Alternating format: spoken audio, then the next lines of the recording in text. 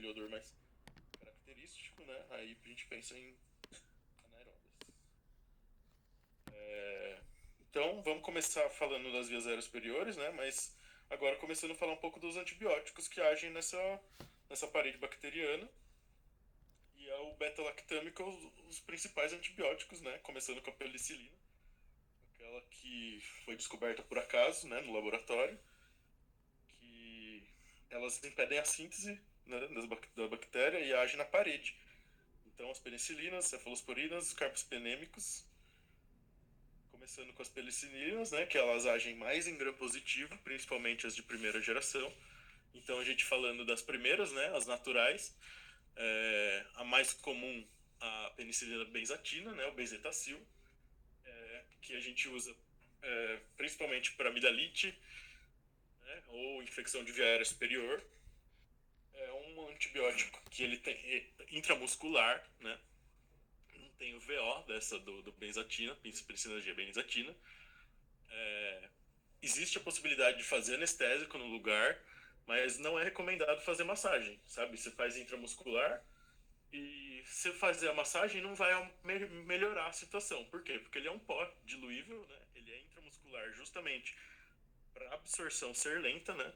Então ele age em platô por 21 dias, mas ele demora 48 horas para agir, né? Para ele chegar num platô para ele que vai cobrir, né, a bactéria, matar as bactérias, né? Ele demora para agir, por isso que as pessoas voltam, né? As pessoas vão lá, tomam um bezetacil, depois de um dia, 2 dias ele volta falando, doutor, não melhorou nada. Porque ainda não deu tempo de ter ação, né? De chegar ao platô do antibiótico, né?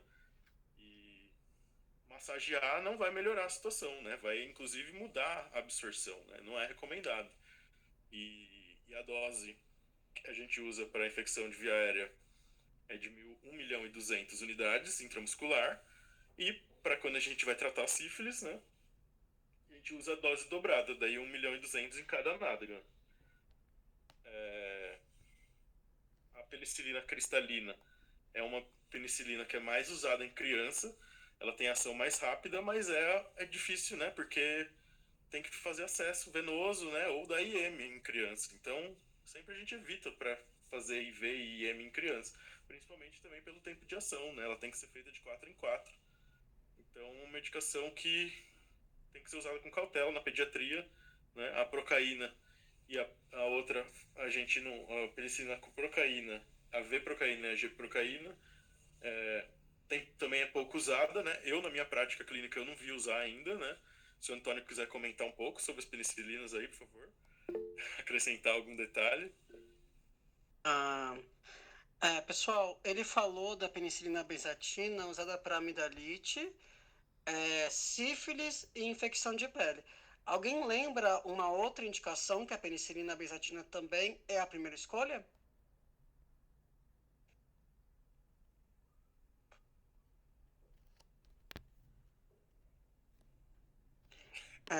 Dica, tem a ver com uma das infecções que está aí no slide.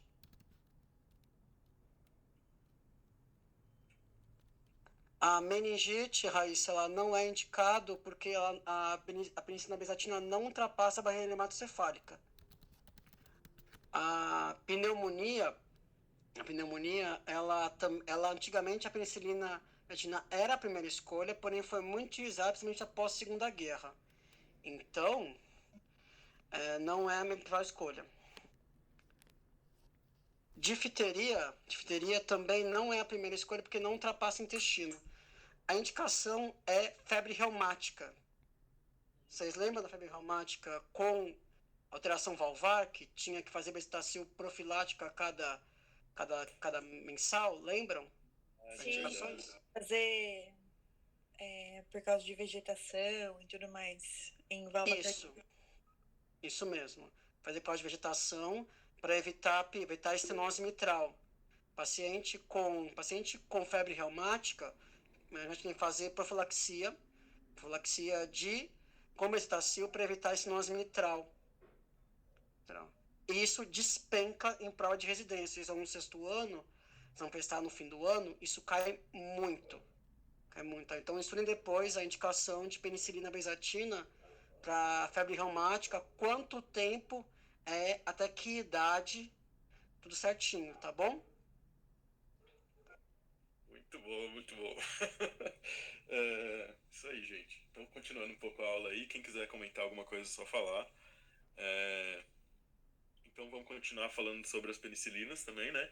Então, aí a indústria farmacêutica viu todas essas dificuldades aí, negócio de EMA e tal, indústria querendo ganhar dinheiro. Pô, vamos usar dinheiro para o bem, né? A amoxicilina surgiu aí via oral, 500 miligramas de 8 em 8 ou 875 de 12 em 12, né? Ampicilina também, 500 miligramas de 6 em 6, né? Muito mais comum que a gente usa amoxicilina, né? Uma coisa que a gente vai ver em atendimento de porta, atendimento de recém-formado, né? A gente vai ver muito uso de amoxicilina ou não, né? Ou a gente vai interpretar bem para saber se tem indicação mesmo, né?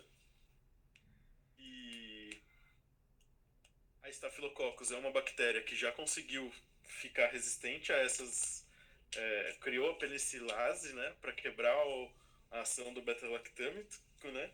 Então a oxacilina é um antibiótico que foi adaptado ali para resolver esse problema dessa resistência das bactérias pela amoxicilina. E também existe bactérias já resistentes à oxacilina, né, que são MRSA, oxaresistente, né, Staphylococcus oxaresistente, né, que aí não tem muito o que fazer, vancomicina, né? Então, também o Tazocin, que é uma outra penicilina, só que ela já vem com um produto, né? Opa, Antônio quer comentar, por favor, Antônio. Ah, recentemente isso, Fábio, isso não estava quando a gente deu essa aula no início do ano, saiu um artigo recente falando que Bactrim em dose mais alta também pode ser usado para Staphylococcus oxarresistente também. Ele tem um efeito, ele tem um efeito, às vezes por posologia melhor, o paciente, por exemplo, está estável, quer ir, vai para casa, dependendo, pode ser usado Bactrim em dose mais alta também para tratamento de Staphylococcus oxarresistente. Opa, o Gaito quer comentar também. Então, e aí o Tazocin veio nessa, né, também, associando aí do comentário sobre as bactérias que começaram a ficar resistentes, né? Então o Tazocin foi criado nesse intuito também de ajudar a penicilina a agir, né? Então ela é uma antipseudomonas, né? Ela cobre pseudomonas também e por isso que a gente usa o Tazocin como escolha em escalonamento de pneumonia hospitalar, né? Quando o paciente inicia o sintoma depois de 48 horas internado, né? E não respondeu bem a medicação, né? Então a gente inicia Tazocin, né? O protocolo de sepse de infecção Tazocin é da primeira escolha para pneumonia hospitalar também. Então, né? Comentando sobre esse produto que foi criado para junto com a penicilina, ele aumentar a eficiência do antibiótico, né? Então as bactérias produzem essas enzimas, combatem o antibiótico. Então a indústria farmacêutica criou esse produto para combater a beta-lactamase, né? A beta-lactamase é a enzima que a bactéria começou a produzir para burlar, né, o antibiótico, né, os beta-lactâmicos. Então criou-se esse produto associado a uma penicilina, né? Então vocês veem aí os exemplos mais que a gente mais já ouviu falar, né? O clavulin, o ácido clavulânico, que é o produto junto com a amoxicilina. O tazobactam é mais um desses antibióticos que são com produto. Então, tazobactam e a piperacilina, né? A cilina ali são as penicilinas com o produto delas, né? O sulfobactam. Então, eles são usados mais em infecção muito mais graves, né? Como eu comentei. E quando num tratamento de alguma infecção de via aérea superior, quando começa a não ter resposta, então fez 7 dias de amoxicilina lá, criança. Não resolveu. Você olha lá, aí você pensa em aumentar a dose, às vezes, ou associar já um clavulanato, entendeu? Que daí você vai começar a cobrir bactéria atípica também. E o tazobactam e o ácido clavulânico e aumenta muito o espectro da própria penicilina. Então, se o Antônio quiser comentar sobre isso também. Ai, Fábio. Não, nesse caso, tipo, não tem muito o que comentar. A única coisa é que que justamente por aumentar muito o espectro do clavulin, se você for ler realmente, ele é comparável ao do tazobactam com piperacilina. E tanto que quando a gente dá alta para paciente com taso, por exemplo, se o paciente tiver condições, o clavulin é uma boa opção, para evitar que o paciente fique mais tempo internado no hospital. Mas realmente esses são o ácido clavulanato, o clavulanato de potássio, o tazobactam e o sulfobactam são inibidores da beta-lactamase. Então, eles acabam aumentando realmente o espectro, cobrindo infecções que uma penicilina somente ou uma cefalosporina somente não cobririam nesse momento. E aí agora vocês vão entender por que a gente usa ceftriaxona para tudo. Né? Então, aí vamos começar primeiro com a primeira geração das cefalosporinas, né? Que também são beta-lactâmicos. As primeiras gerações, elas cobriam mais bactérias gram-positivas. Então, a cefalexina, né, que a gente ouve bastante falar também na pediatria, que usa-se muito, e aí também é uma das opções para fazer em gestante, para infecção de trato urinário. Usado muito para infecção de pele também, é a primeira escolha, né, para tratar uma infecção de pele, a cefalexina. A dose é um pouquinho chata de tomar, né, que seria 500 mg de 6 em 6. E a cefadroxila é uma de primeira geração que eu vejo pouco uso também. A cefazolina é muito mais, você vê em centro cirúrgico, né, o pessoal fazer a profilaxia quando vai fazer uma cirurgia. Cefalotina também, né. Veio a segunda geração das cefalosporinas, começaram a cobrir um pouco mais a via aérea superior, né? Ela ampliou um pouco o espectro, né, de gram positivo, mas hoje em dia usa pouco porque a gente entendeu que o clavulin tem uma eficiência boa, né? Então cefaclor, cefuroxima, que era endovenosa, é uma boa opção ainda para meningite, né? E cefoxitima intravenosa, que é profilaxia também para cirurgia. E a gente vai para os principais agora, que é o ceftriaxone, né? O ceftriaxone cobre um amplo espectro de gram-positivos e gram-negativos, né? Mudou um pouco o estigma do uso de antibióticos. O ceftriaxone ele consegue cobrir muita bactéria, então a gente usa ele como primeira escolha para diversas infecções. Então, como primeira opção, a gente entra com ceftriaxona até a gente ver uma cultura, até a gente ver uma resposta do tratamento, entendeu? Então, ceftriaxona, 1 grama de 12 em 12, que é uma dose que, fazendo de 12 em 12, vai conseguir atingir o platô e não vai fazer picos, né? Quando a gente troca para 2 gramas uma vez ao dia, a gente já pensa que foi uma infecção bem cuidada, né? Ela está com melhora clínica, o paciente já está conseguindo se mexer melhor, fazer as coisas, né? Só falta terminar o tratamento, então a gente consegue até dar alta e fazer o esquema dia, né? E a gente tem que terminar o tratamento, isso é muito importante também. Se a gente não termina o tratamento, ajuda a selecionar bactérias ali que não... Né? Então evita isso, sempre termina o tratamento, né? Ceftaxima, medicação que a gente usa menos, né? Eu vejo menos usar também.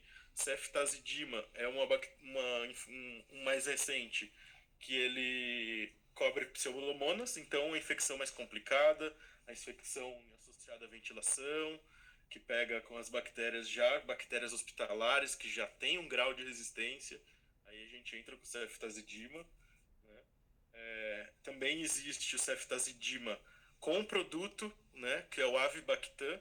Então ele aumenta mais o espectro ainda, então ele é o super antibiótico, né, o Torgena, né, que é o ceftazidima com avibactam. É o super antibiótico, né, eu costumo comentar essa história aí que meu irmão teve que tomar esse antibiótico, que ele pegou Covid em julho de 2021, e ficou internado, foi entubado, ficou 10 dias entubado, fez 6 dias de prona, pegou uma infecção associada à ventilação, fez uso de 7 dias de ceftriaxona, 7 dias de tazobactam, 7 dias de meropenem com polimixina e vancomicina e finalmente saiu a cultura. Ele era resistente a... tinha um acineto lá resistente a carbapenêmico, ele tinha uma KPC lá resistente a polimixina B e ele teve que tomar esse daí, esse Torgena aí, sabe? E aí ele renasceu. E aí tá tudo bem, viu? Vai casar, tá tudo ótimo com ele, mas me marcou esse antibiótico aí, né? E aí veio a quarta geração de cefalosporinas, que é a combinação que vai conseguir ampliar mais o espectro ainda, né? Vai conseguir pegar a primeira e a terceira geração, que a primeira era mais forte da gram-positivo, a terceira com o ceftriaxone pegava já mais gram-negativos também, e aí veio o cefepime, que amplia o espectro, mas é um super antibiótico também. A gente tem que usar com cautela, porque se não fizer o tratamento correto, ele pode induzir a seleção de bactérias e resistência. Então, mas é um antibiótico potente, né? Quando a gente vê o paciente que está internado, febril, a gente não descobre a causa e aquele leucograma inespecífico, né? A neutropenia febril, o paciente está imunossuprimido, a gente entra com cefepime para cobrir a maioria das bactérias e, se possível, se depende da estrutura do hospital, a gente vai fazer o isolamento negativo, né? Para ele não pegar infecção de outros pacientes, né? Isolar ele não porque ele está contaminado, isolar ele para ele não pegar infecção, né? E continuando aí na linha dos beta-lactâmicos, né? Os carbapenêmicos, que é a primeira escolha para KPC e pseudomonas, né? E o meropenem, que é o principal que a gente vê usar aí principalmente, que é a dose inicial dele, 500 miligramas de 8 em 8, né? Eu falo dose inicial, por quê? Porque são medicações já que são potentes, não são fáceis de serem eliminadas, né? Precisa fazer ajuste de função renal. Né? Eu já falei várias aí medicações que precisam de ajuste para função renal, né? Desde o Tazocin, desde o... que mais que eu falei?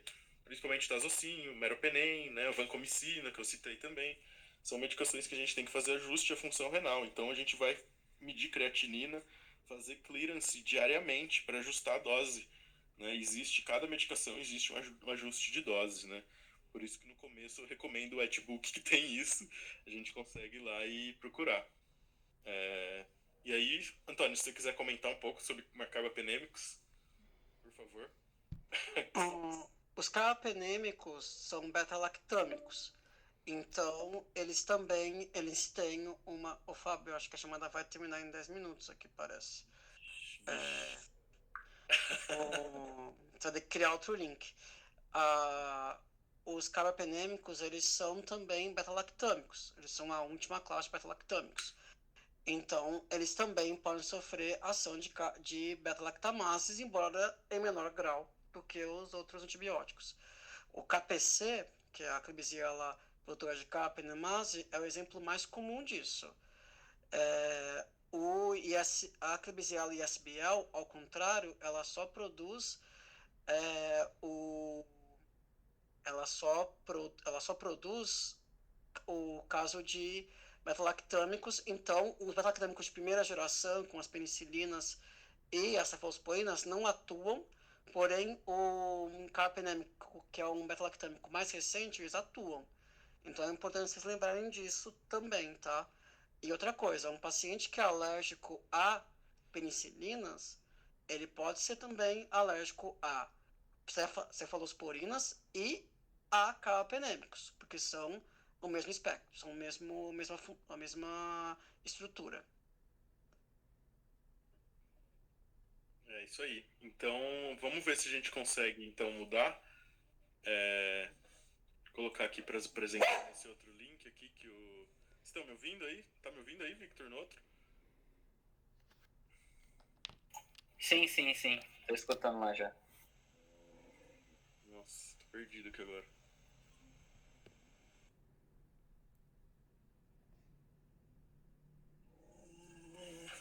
então eu vou sair desse, gente, porque senão eu vou bugar aqui minha cabeça. Vamos ali pro outro, nesse outro link, que eu vou tentar começar a apresentação lá.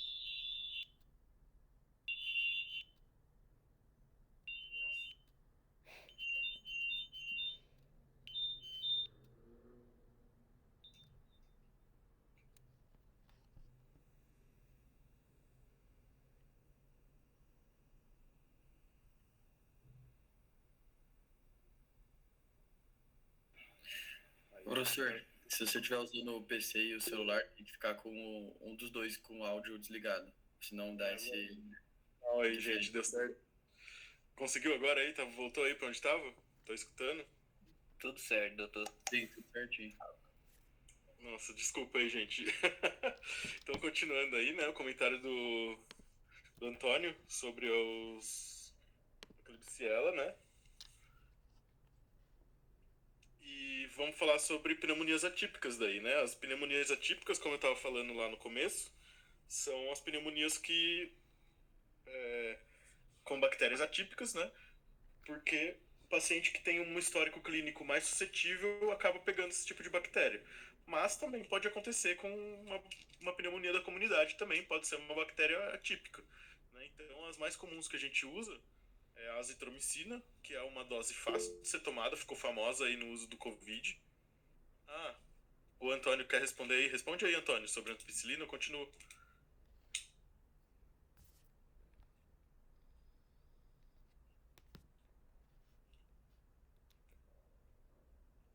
Não? Bom, continuando sobre a azitromicina, é um antibiótico fácil de ser usado, 500 miligramas uma vez ao dia.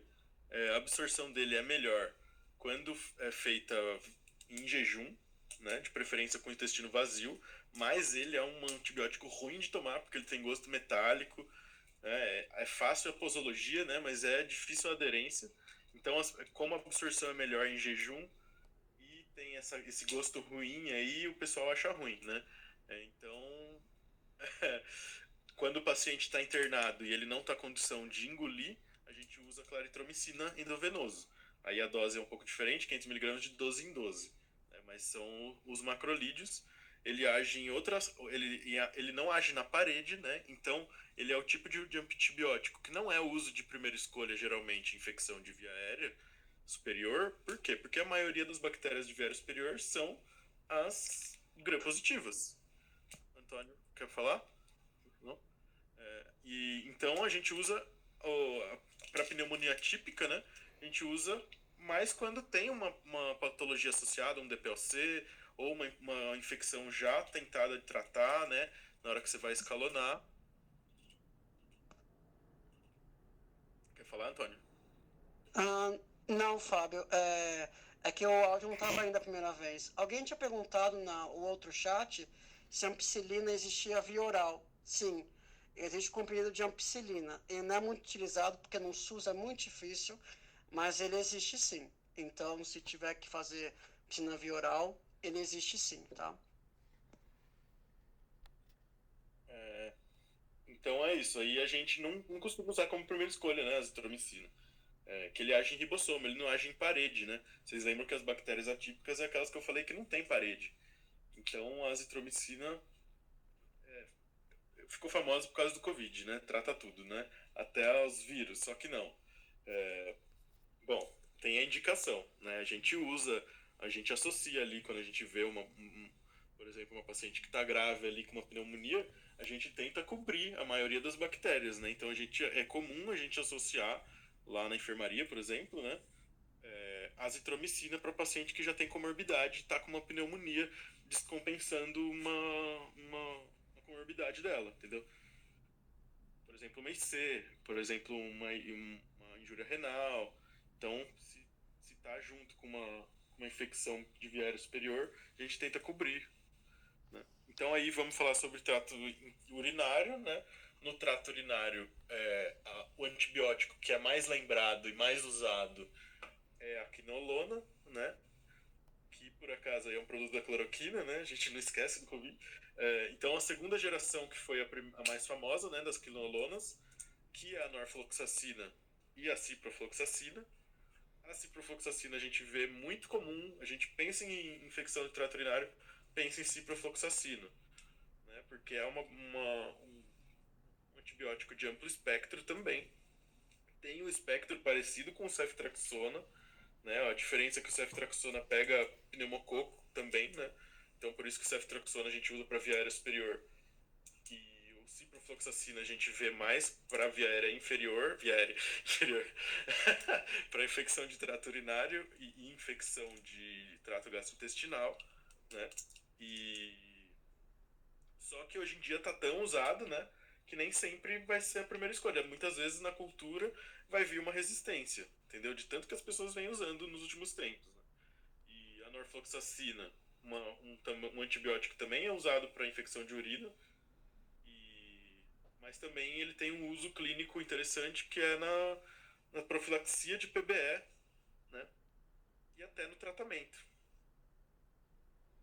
E a terceira geração das quinolonas veio para pegar esse gancho aí do que a ciprofloxacina não estava cobrindo via aérea superior, ou a terceira geração veio cobrindo. Então a levofloxacina, ela resolveu esse problema, ela ampliou muito o espectro. A levofloxacina é uma medicação que ainda não tem no SUS para uso, né, geral, né? Ele tem fornecido pelo SUS quando o paciente tem uma infecção tuberculose associada, uma pneumonia associada a uma tuberculose, aí no SUS tem a liberação, mas por exemplo, internado a gente consegue dar em alguns hospitais, por exemplo, onde a gente trabalha tem.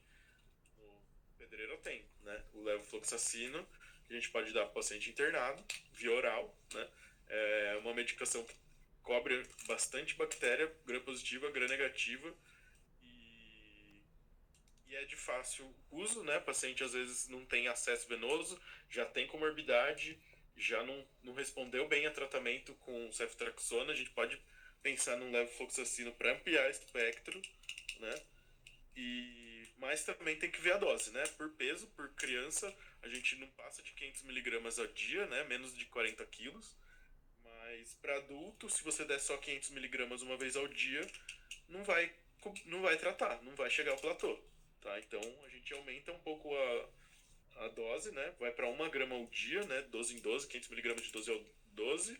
Ou a gente usa dos 750 miligramas, né? Que aí também ele já cobre melhor.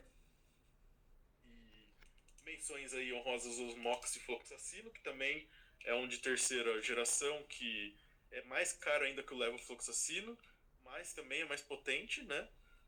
O gemifloxacino também é muito mais caro, e aí o uso muito mais restrito, né? Mas aí, falando sobre infecção de trato urinário, a fosfomicina, que é uma medicação que é de fácil aderência, uma dose só, 3 gramas, e que é a fosfomicina, né, e a nitrofurantoína de 100 miligramas, 6 em 6, que é uma medicação que antigamente, essas macrodantinas, né, são medicações que antigamente eram muito usadas, né, e acabaram criando resistência na época, mas hoje em dia quem está sendo muito usado e criando resistência é o ciprofloxacino, né? Então, a nitrofurantoína é uma boa opção também para tratar uma cistite, né? A fosfomicina também. Que é fácil. O nitrofurantoína, o problema é esse, né? Tem que tomar de 6 em 6 horas. A fosfomicina tem praticamente o mesmo espectro e é uma dose única, né? Então é de muito fácil. Só que também não tem no SUS a fosfomicina. Mas é barato, sabe? Se você explicar para a pessoa sobre a aderência, né? É muito mais fácil você dar para um idoso uma fosfomicina do que ficar dando 100 mg de 6 em 6, né? Às vezes nem a comida ele tá comendo, vai ter que tomar antibiótico de 6 em 6, né? Então a fosfomicina é uma opção, né? Apesar do que no idoso, se ele tá muito ruim para não consegue nem comer, às vezes vale a pena internar. Então aí falando sobre um pouco infecções de trato gastrointestinal. Opa, Antônio. Fale. A gente geralmente não usa antibiótico tipo, por muito tempo. Mas, vocês lembram de alguma indicação para uso de nitrofurantoína uso contínuo? É e tudo de repetição, né? Exatamente, principalmente em idoso.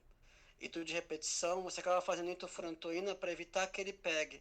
Ou idoso, por exemplo, que usa muito SVD por causa de uma HPB, por exemplo, uma bexiga de esforço, a gente acaba utilizando porque eles são mais complicados. Então, a nitrofurantoína, uma vez por dia, é uma opção para evitar a infecção de urinária de repetição. Isso me faz lembrar dos vovozinhos ali da área da masculina, que são pacientes às vezes institucionalizados, que usam sonda vesical contínua e chegam em piúria. Eles chegam lá com bexigoma, chega lá, passa a sonda nele, sai pus puro, sabe? E aí você vai medir lá 1 milhão, o cara assintomático, entendeu? Então, isso acontece mesmo. Aí esse tipo de paciente a gente acaba entrando com tratamento às vezes agressivo, né? E depois deixa a profilaxia para ele não ficar voltando toda semana lá. Vamos lá. Trato gastrointestinal, né? A primeira opção, nem eu já tinha falado no... Opa, Antônio quer falar de novo? Oi, Fábio. Desculpa, esqueci de uma coisa. Pessoal, uma pergunta.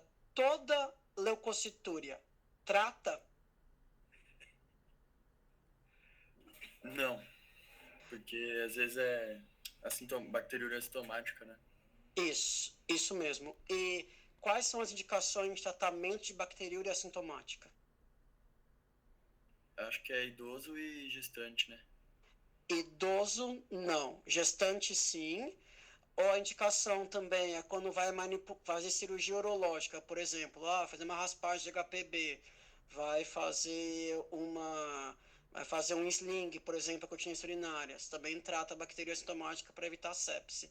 Em idoso, você nem sempre trata, a não ser que o idoso tenha, por exemplo, um delírio hipoativo, porque aí você vai acabar tratando mesmo assim, porque você não vai conseguir saber se ele tinha a causa ou não, né? Mas, geralmente, se, por exemplo, o idoso está bem e tal, você faz lá uma urina, vem uma leucocitura tipo de 200 mil. Você não vai tratar, a não ser que ele tenha queixa. Imunossuprimido, a única que a gente vai tratar é a gestante mesmo, porque e não é nem por ela ser imunossuprimida, é por causa da chance de trabalho de parto prematuro. Gestante, sempre, qualquer alteração de exame laboratorial, você vai tratar. Porque para evitar trabalho de risco prematuro, por causa das complicações que isso pode levar. Basicamente é isso.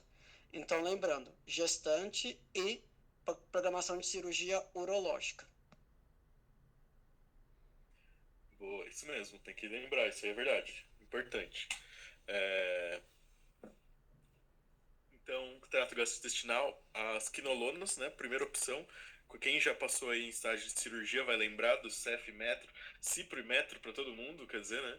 Cipro e Metro para todo mundo ali. Fez a apendicite, colecistite, todas essas coisas aí, tudo Cipro Metro lá. E o cara fica 2 dias e vai embora, né? A segunda opção, a gente pensa em bactéria atípica, daí a gente entra com azitromicina, ceftriaxona, né, que é um endovenoso, Bactrim também, as sulfas, elas são usadas também no trato gastrointestinal. Lembrando que as sulfas, elas agem no DNA da bactéria, deprime age no ácido fólico, aliás, né? Impede a formação da bactéria, mas só que daí também deprime a nossa medula. Então a gente tem que repor, né? No uso de Bactrim, repor ácido fólico.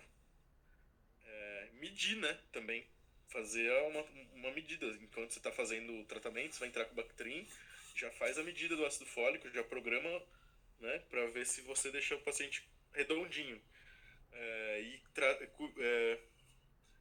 Gram-positivos e gram-negativos, né, trato gastrointestinal, itu, pele, fungos, Eu acho que esse pedaço do slide aí foi você que colocou, né, Antônio? Da PB-micose, pneumocistite, paciente com HIV. Se você puder comentar essa parte aí. Ah, sim. Da pneumoconiose, pneumocistite, essas coisas assim. É, a pneumocistite, somente em paciente com HIV, a gente já tá com Bactrim mesmo. Além disso, também, o Bactrim, ele também é usado para algumas infecções fúngicas, como, por exemplo, a própria, é, como, por exemplo, a pneumoconiose, algumas alterações assim a gente também dá. Pneumocistite, a gente usa muito Bactrim. É, e a também lembrando que Bactrim, assim como a azitromicina, também entra na profilaxia do HIV para paciente que tem CD4 mais baixo.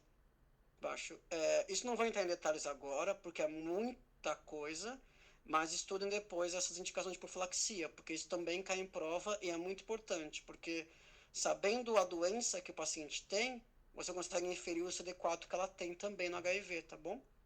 Mas basicamente é isso que o Fábio falou. O Bactrim, como eu tinha comentado no anterior, ele também pode ser utilizado para tratar Staphylococcus aureus, Staphylo aureus oxa-resistente também. E basicamente era isso que a gente tinha comentado, né, Fábio? Eu acho que era isso que a gente tinha comentado esse slide naquele momento. E é uma medicação que dá pra fazer endovenoso e dá pra fazer via oral, né? E acho que é isso também. E tem. Você vai comentar agora. Aí no trato gastrointestinal também, pensando nas outras bactérias que podem estar afetando as anaeróbias, né? Então a gente é já bem conhecido também o metronidazol, né? Que quem passou em cirurgia, passou em GO, viu bastante uso de metronidazol para infecção anaeróbia, né? Em locais onde tem pouca circulação de oxigênio, a bactéria acaba se proliferando.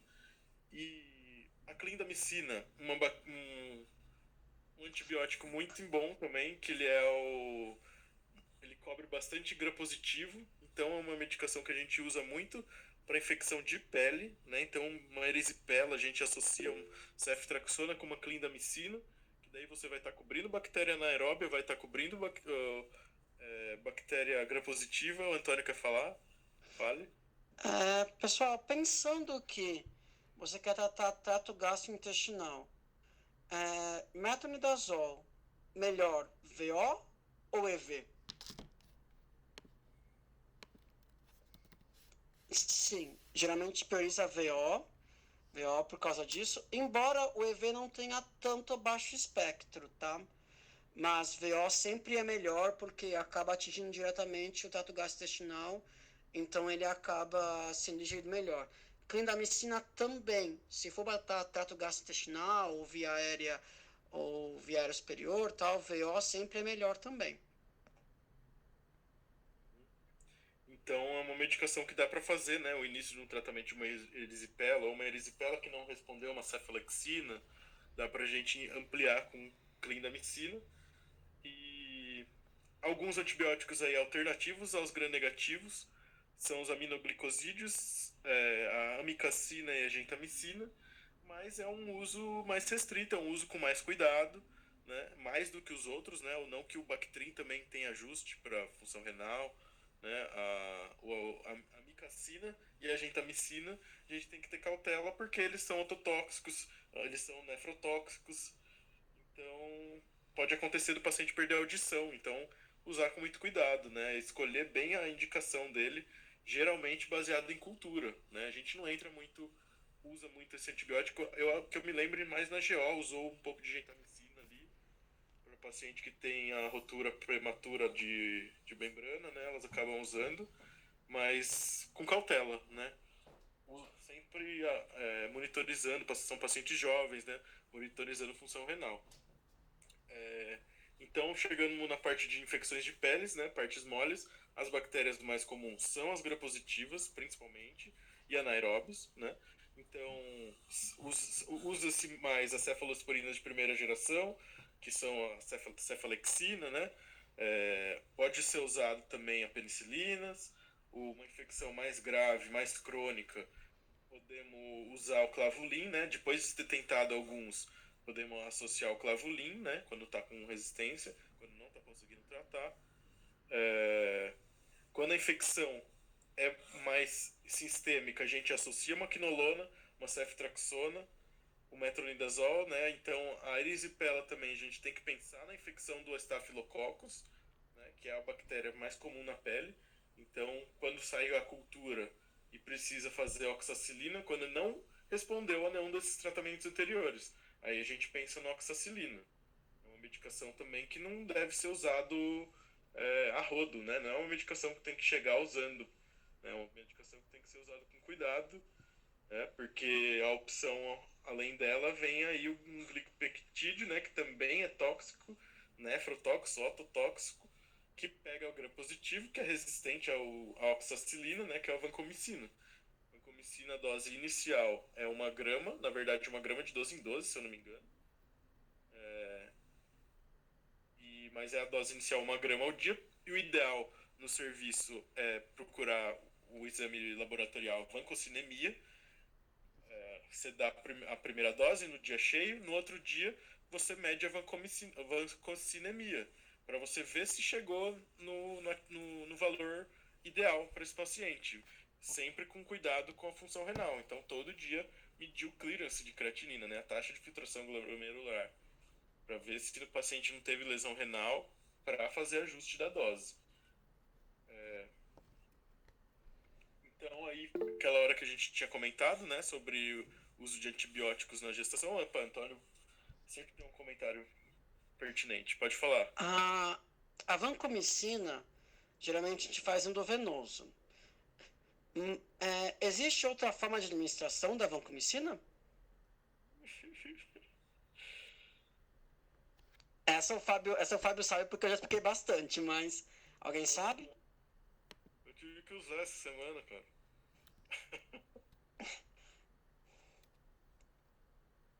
Exatamente, Raíssa. Existe a VO. E duas perguntas. Primeiro, qual a indicação da vancomicina VO? Se você não responder essa, Raíssa...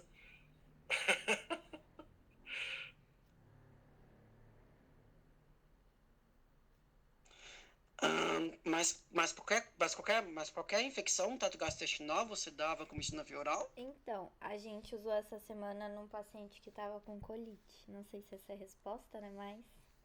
Ou se tem a ver com oxigênio. Bingo. Colite piscinomembranosa, quando você pensa em Clostridium difficile. Vancomicina via oral é a primeira escolha. E como é que você faz a vancomicina via oral? Porque não tem comprimido, né?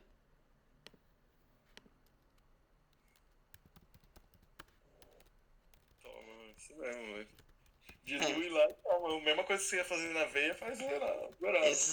Exatamente. Você quebra a ampola, você dilui a ampola, quebra ela e dá para o paciente tomar.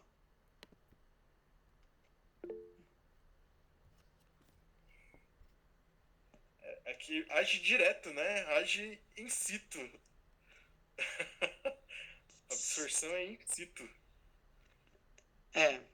Exatamente. A absorção é in situ. Se você der EV, ela não vai ultrapassar a barreira do trato gastrointestinal e não vai atuar no colite difficile. Ela precisa atuar na mucosa. Então, o ideal, você dilui a ampola, quebra ela e dá para o paciente tomar. Quando você pensa em colite difficile. É a primeira escolha. Se não tiver vancomicina via oral ou coisa assim, você pode fazer o metronidazol, que é a segunda escolha. Mas se você considerar o up-to-date, ainda a vancomicina ainda é a primeira opção. E aí, eu contando a história desse paciente, né, a Infecto avaliou, né, a médica da SCIH avaliou, aí ela falou, poxa, mas o paciente tá bem já, sabe? No dia que eu examinei ele não tava tão bem, tava ali meio prostrado, sabe? E aí, eu entrei com a medicação. No outro dia ele tava super bem, avaliou ele, entrou com metronidazol via oral e mandou ele embora pra casa, né? Metronidazol ele pega o comprimido e toma, né? Vancomicina ele tem que pegar no hospital, diluir e dar na mão, dar na boca dele. Então, conseguimos dar alta pra esse paciente, no fim das contas. Com metronidazol via oral. Então, antibiótico na gestação. Então, antibióticos a gente tem que tomar muito cuidado, né? Quando a gente vai dar qualquer antibiótico para uma mulher em idade fértil, que ela possa estar gestante, né? Então, antes a gente pensar em dar um antibiótico, vale a pena a gente perguntar histórico gestacional, histórico de relação, a data da DUM, né? Pra gente saber se tá seguro para você entrar, porque tem muito antibiótico aí que é teratogênico, né? Então, antes da gente pensar nisso, a gente tem que fazer faz parte da anamnese de mulher período fértil, perguntar isso na hora que você tá numa, numa consulta, né? Você vai pensar no antibiótico para uma mulher jovem, pensar no data da última internação. Ah, tá. E a pergunta dela aqui, não dá para mandar com o Vanco para casa. Não dá, porque o Vanco é só fornecida para o hospital, né? Uma medicação EV que cobre bactérias super fortes, né? Não é de fácil acesso, assim, para pegar em UBS ou posto, nem no hospital. Exatamente. A vancomicina via oral é a primeira escolha, mas mas é o mesmo, mas você tem embora seja via oral, não é um comprimido, né? É uma ampola, você tem que diluir a ampola e dar para o paciente tomar. E não é um medicamento barato para você dar, por exemplo, para o paciente tomar em casa. No caso, aí o que você faz? Você faz a vancomicina enquanto o paciente estiver ruim, pelo que o Fábio disse, o paciente estava ruim no primeiro dia, né? E geralmente ele melhora muito rápido, porque atua muito rápido a vancomicina via oral. Eu já tirei paciente de sepsis, de foco abdominal, com vancomicina via oral, quando era por coceira difícil. E aí, se o paciente está bem, não está mais fazendo diarreia, não está fazendo nada, você pode mandar completar o esquema em casa com metronidazol.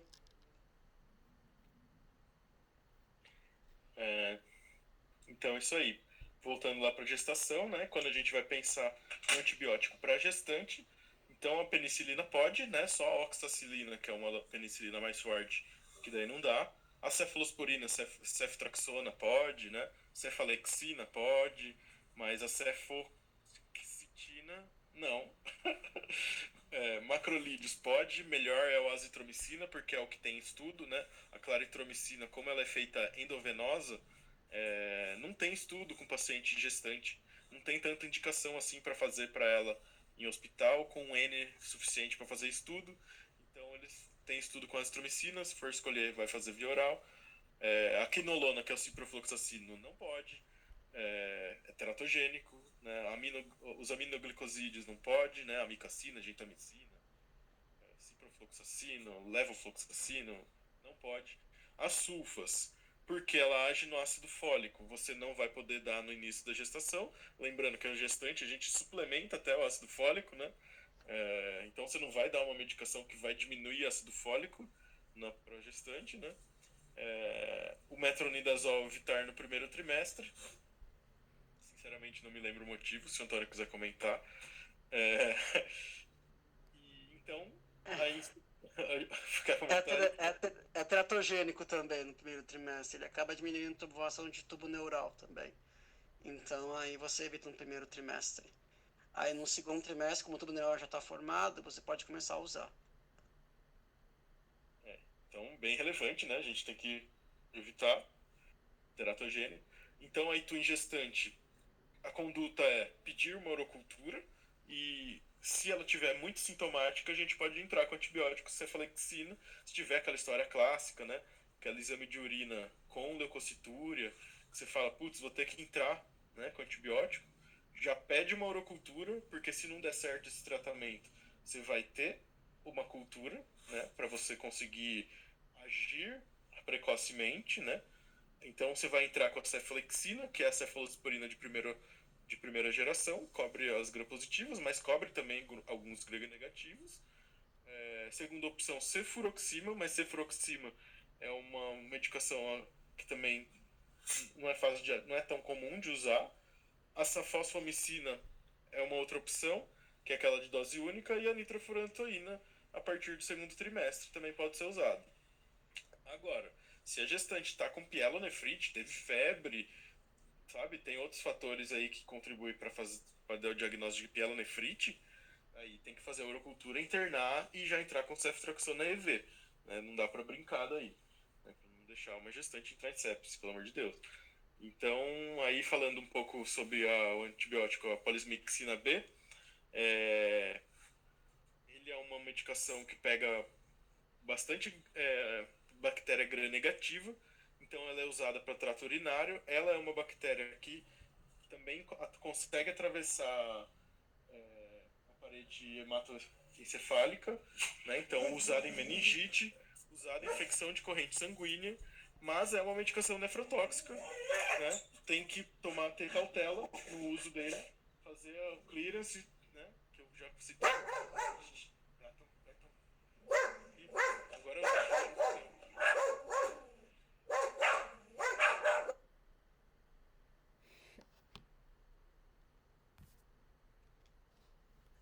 desculpa, gente, o lixeiro passou aqui, meu cachorro não aguentou, gaita.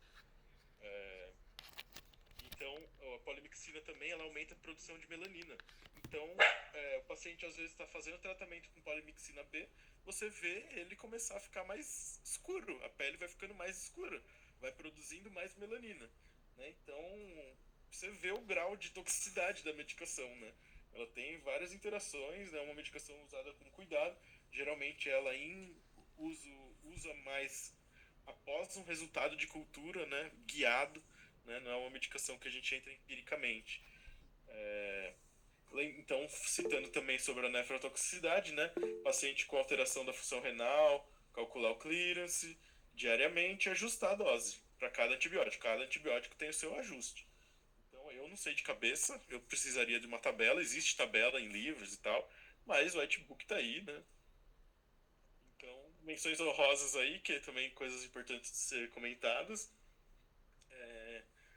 O ticagrelor, que é um antiagregante plaquetário, ele tem ação sobre Staphylococcus aureus oxaresistente. Como assim, Antônio? Fale sobre ticagrelor pra gente. Ai, ele tem. Eu lembro que você se espantou quando eu falei disso na aula mesmo. O ticagrelor ele foi criado primariamente como um antiagregante antiplaquetário, utilizado como uma alternativa ao clopidogrel. Quem às vezes passou por CARD, alguma coisa assim, fez estágio, deve ter visto alguma coisa desse tipo. Mas depois, alguns estudos mostraram que ele também tem efeito sobre Staphylococcus resistente. Ele acaba também tendo um efeito sobre endocardite, porque ele atua muito bem no foco, no músculo, no tecido cardíaco. Então ele também acaba diminuindo essa ação. Ele acaba diminuindo a proliferação do Staphylococcus resistente. Então, quando o cardio descobriu isso, ele adorou, porque antiagrega e trata endocardite. Nossa. E aí é uma opção assim para pacientes que têm um poder aquisitivo um pouco maior, não ficarem internados, poderem usar o ticagrelor também. Sensacional, né? E aí o HIP, né, que é aquele que trata a tuberculose, e esse Coxip aí, eu não sei falar muito sobre ele, que eu não tenho muito prática com esse uso dessa medicação, né? O Antônio vai acabar comentando com a gente também, e o inibidor de bomba de prótons, que sem ele não se trata H. pylori, né? Porque o H. pylori faz gastrite, então a gente tem que fazer a proteção gástrica, né? Diminui a produção um pouco do ácido, né, com omeprazol, né, pantoprazol, desomeprazol, junto com o tratamento de H. pylori, né, que a gente usa amoxa e claritro para tratar o H. pylori, junto com o omeprazol. Inclusive a indústria farmacêutica já criou um comprimido lá que já vem com os três, sabe, amoxa, claritro e omeprazol, né, para tratar o H. pylori. Você quer comentar isso daí, esse tuberculostático com profilaxia para contactante de meningite meningocócica? Bom, vamos lá. Primeira coisa, só para completar uma coisinha da Poli B, que você esqueceu de falar, Fábio. A Poli B nunca é sozinha. Ela sempre é uma porta de entrada. Ele vai abrir o caminho para outro antibiótico atuar. Ela nunca estará sozinha. Então, é muito comum a associação de meropolivanco, meropoliamica. ela nunca atua sozinha. Você nunca vai ver, por exemplo, na UTI ou mesmo na enfermaria, um paciente só com poli B. Você vai ver sempre poli B e mais algum antimicrobiano.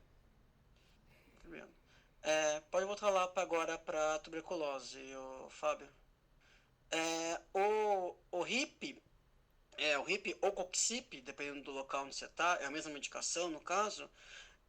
Lembrando, o RIP. Alguém lembra o nome dos 4 medicamentos que fazem parte do RIP? Rifampicina, isoniazida, pirazinamida e etambutol. Correto. Exatamente. Esse medicamento é usado para tratamento de tuberculose bacilífera, no caso, né, que tenha Mycobacterium tuberculosis isolado ou com clínica compatível, né, o Ministério da Saúde já orienta tratar com clínica compatível e radiologia compatível. Mas ele também, principalmente a rifampicina, ela é utilizada para tratamento de contactante, paciente que tem meningite meningocócica. Por exemplo, meu filho teve meningite meningocócica, por exemplo, e ele adquiriu isso, o que eu tenho que fazer? Eu tenho que tomar rifampicina, tratamento, só rifampicina, que é tratamento de profilaxia, para evitar isso. Outros pacientes que também têm necessidade de tratar tuberculose, por exemplo, latente, está com rifampicina. E pacientes que têm indicação disso são, por exemplo, pacientes privados de liberdade, que são prisioneiros, pacientes imunossuprimidos, com HIV positivo, que tiveram contato com tuberculose, porém não adquiriram doença manifesta. Rifampicina e a isoniazida, em menor grau, são utilizados para tratamento de profilaxia, para evitar a proliferação de tuberculose. E é basicamente isso, Fábio. Eles são... Será que não rola a gente tomar, não? Eu sempre tenho contato com os tuberculosos lá. Você não fica 24 horas com eles, Fábio. O Ministério da Saúde só recomenda para 24 horas. Ou você dorme no hospital. Não. Tem dia que eu faço plantão na UTI lá que dorme, né? Mas. Você tá fazendo plantão na UTI agora? Tô nada, velho. Tô de boa. Faço segunda a sexta só. E aí acabou, gente. É isso, a aula. Aí as brincadeirinhas aí, né? Fake doctors. Tomar como precaução, toma cloroquina, ivermectina, anita, cloroquina, clavulinha, azitromicina, de tudo, né? Hoje vocês já aprenderam o que toma pra cada coisa aí, pelo menos, né? O bagulho lá que mata 99% das bactérias, menos e a cultura de bactérias aí, né? Uma homenagem ao nosso colega músico aí, que tinha uma banda, e agora médico. Isso aí, gente. Pessoal, antimicrobiano é um assunto bem complexo, tanto que tem cursos para isso somente. Então, tiveram alguma dúvida dessa aula?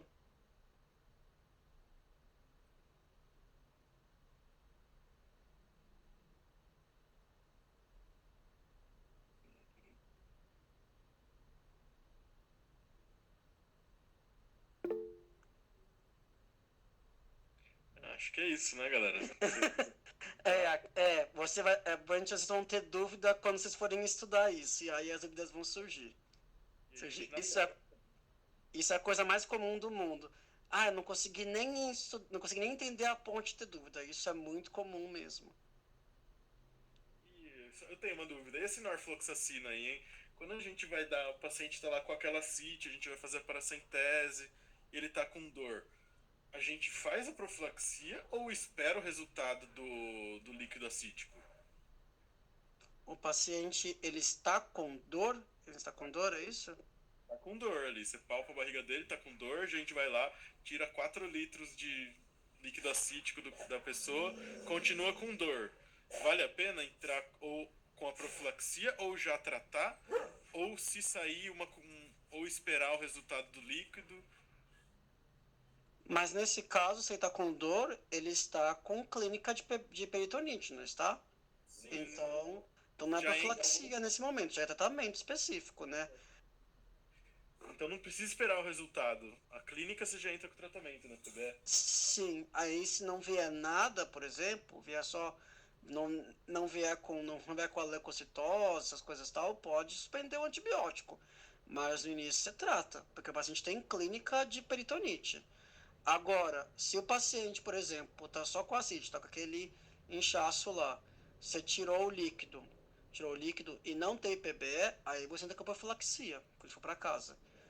Você deixa quanto tempo mesmo? Você deixa por um mês, geralmente, na fluoxacina.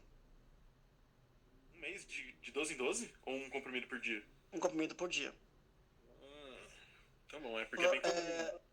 E você lembra, né, que as quinolonas, elas têm efeito também, em dose muito alta, elas têm efeito de rompimento de tendão de Aquiles, apatia de medula e problema cardíaco, né? Tudo o que um paciente cirrótico precisa, né? Com ascite. Uma maravilha. Ah, tenho cirrose, isso aí com uma ascite e já tô com dor na perna porque eu rompi o tendão. Coisa boa. Beleza. Isso aí é iatrogenia, hein? Bom, gente, chega, né, por hoje. Já tá tarde aí, vamos dormir. Amanhã todo mundo tem coisa pra fazer, né? Eu vou ler um monte de paciente lá. E o Antônio, você tá na residência, né? Amanhã eu tenho que chegar até mais cedo, porque amanhã vão tocar os computadores lá no hospital. Não quero nem ver o caos que vai dar. Próxima aula aqui a gente fala sobre sepsis, então choques. A gente fala sobre os tipos de choque, tipo distributivo, cardiogênico, não sei o que, os achados clínicos. Aí a gente já continua essa aula de choque com sepse, tá? Então, dê uma estudada aí já em antibiótico, levem as dúvidas e a gente vai falar sobre sepse depois. Amanhã ou depois.